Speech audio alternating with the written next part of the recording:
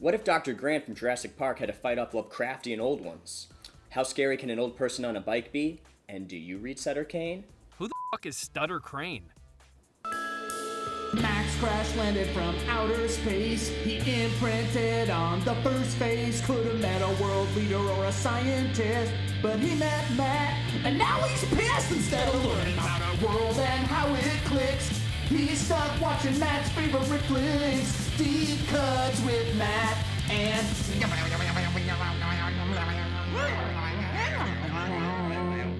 Max. Hi, I'm Matt Catanzano, and this is my friend Max. Ugh, it's more like work friends. Tonight I'm going to show Max what would happen if our collective fear and belief in Stephen King's books made their horrors manifest themselves in reality. Ooh, what if instead we definitely didn't do that? Funny. I'm talking, of course, about John Carpenter's underrated gem, In the Mouth of Madness. What kind of title is that? I'm glad you asked. In the Mouth of Madness is a little love letter to two influential horror novelists, bad guy but great writer, H.P. Lovecraft, and good guy and great writer, Stephen King. So, the title is from one of their books? Sort of. It's probably a riff on the H.P. Lovecraft title, At the Mountains of Madness. But don't worry, the references don't stop there. The only thing I'm worried about is that bookmark is from 1986. It is. It's my Karate Kid bookmark. Had it since then. What? Hey, quick question. What do you think the coolest job for a movie character to have is? Space cowboy? The president? A futuristic cop? A Nazi-punching archaeologist? Oh, you really love Harrison Ford. Who the hell is Garrison Sword? Okay. Well, I think all those are good answers, but I'd like to submit one more. How about insurance fraud investigator? Yeah, I'm sure all the ladies on Earth go crazy for that. That's what Sam Neill plays in the movie. Although, he's first introduced like this. And his first line is this. I'm sorry about the balls! And he soon looks like this. Why is he covered in crosses? He drew them on himself. Impossible. But also, why? Oh, you'll find out. Sort of. Is this a movie about a religious guy in an insane asylum? Not really, but it's kinda where we start. The bulk of the movie will be about how this cool and collected insurance investigator becomes a wild-eyed, covered in crosses mental institute patient. I'm not insane! Fine, so how'd he end up there? Well, Trent, his name in the movie, goes to investigate a claim made by a publishing house who claims that they've lost their most popular author and needs to find out if the claim is authentic or if it's just a publicity stunt to sell more books. And you'll never guess where Trent has to go. Into the Mouth of Madness. Huh. What? You weren't gonna say that? No. What were you gonna say? I was gonna say to the fictional town from all of his novels where he's writing inside of a demonic church.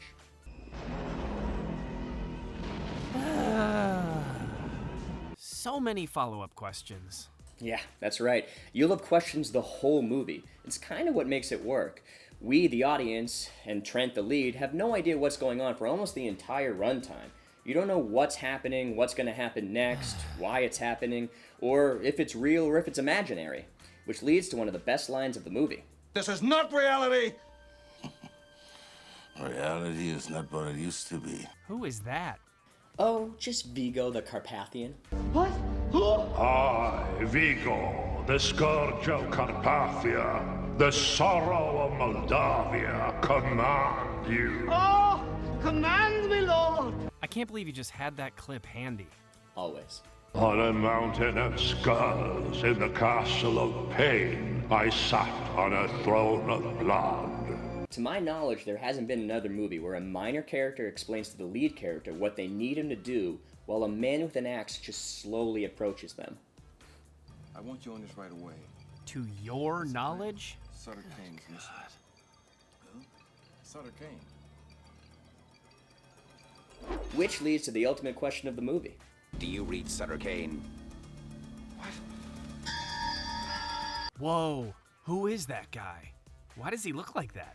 Why does he sound like that? That is Sutter Cane's agent. His agent? That lunatic with the axe, that was Kane's agent? Which leads to this perfect dickbag line. Hard to believe, isn't it? Yeah, but you'd think a guy that outsells Stephen King could find better representation.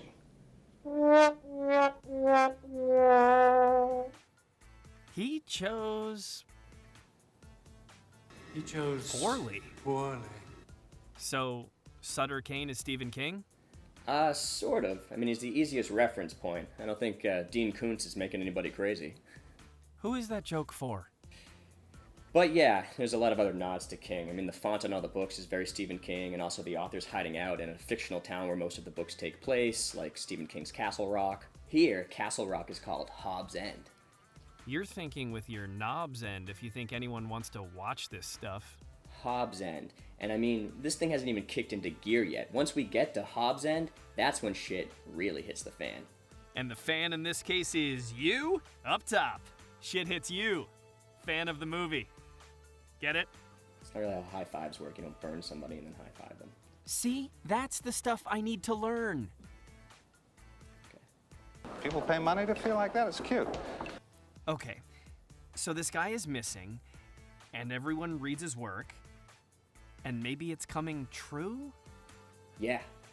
Or it's... I figure it's like mass hysteria, you know? It's like, Dogs and cats living together, mass hysteria. 2 Ghostbusters references snuck into this one, huh? You've earned it. And he finds the fake town? Or is it a real town? A reality is just what we tell each other it is. Sane and insane could easily switch places if the insane were to become the majority. You would find yourself locked in a padded cell, wondering what happened to the world. no, and it wouldn't happen to me. It does. We know that it does. Why does it look like they're floating heads on a black background? Carpenter loves shooting scenes like that. They unsettle you, and he's able to hide all those nightmarish visuals in the dark. You know, like ghouls on bikes.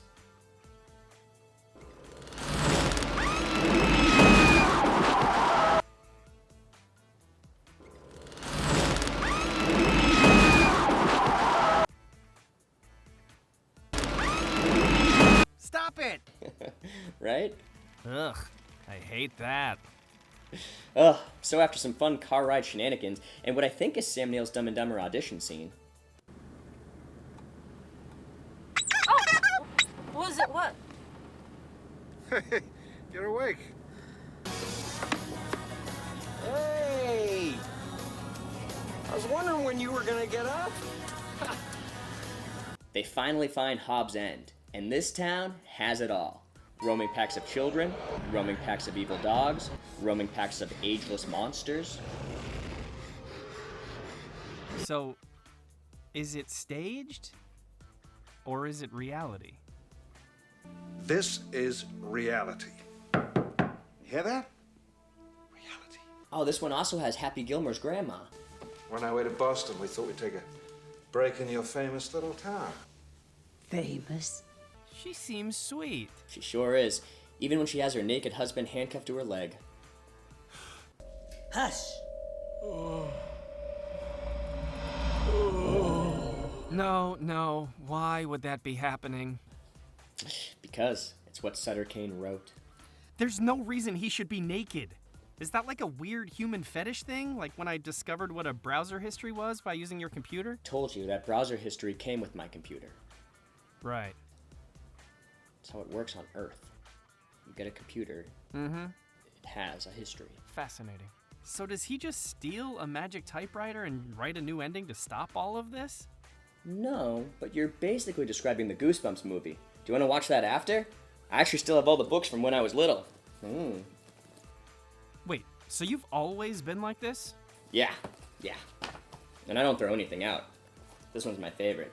Speaking of favorites, let's do some favorites. Here's my favorite mid-scene fake phone call from the movie. You're not listening to me. I needed it yesterday. If you wait any longer, it'll be all over the front page. Get it done.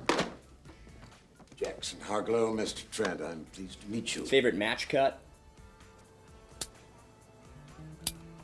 Favorite monster in a greenhouse. My favorite practical effect. Favorite sneaky credits joke. My favorite diss? God's not supposed to be a hack horror writer. My second favorite diss? Your books suck. My favorite line delivery? Do you read Sutter Cane?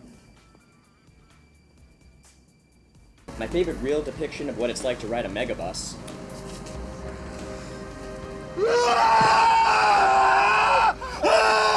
And my favorite real depiction of what it's like when a friend asks for notes on their screenplay.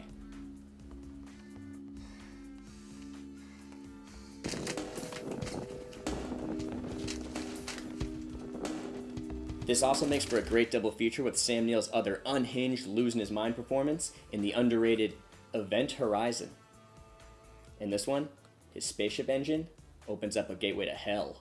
I think I accidentally walked through it. Hell is only a word. The reality is much, much worse. Lots of fun. Ooh, you know what else you might find fun? The tagline in the Hobbs End book is basically the same tagline as Phantasm. You noticed that? Yeah, I did. I think I'm ready to watch the movie now. I thought you'd never ask. Hey, Max. Lived any good books lately? I'm living in a nightmare. Oh, come on. Get comfy.